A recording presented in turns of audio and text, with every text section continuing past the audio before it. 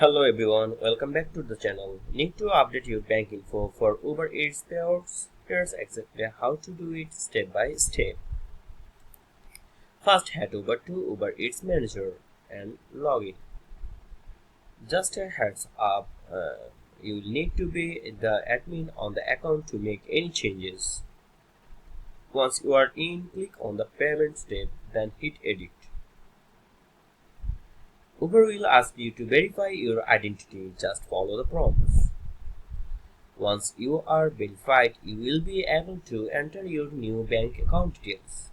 Got more than one account to update? No problem, just repeat the same steps for each one. If your tax ID number needs updating, head to tax settings and update it right here. Keeping that info count helps avoid any payout delays. Uber Eats processes payments weekly from Monday at 12 am to the next Monday at 12 am in your time zone. Deposit starts on Monday and usually hits your account by midweek. Still need any help? Have the admin email restaurants@uber.com. If you are not listed as the admin, Uber will reach out to the admin on file to confirm everything. And that's it.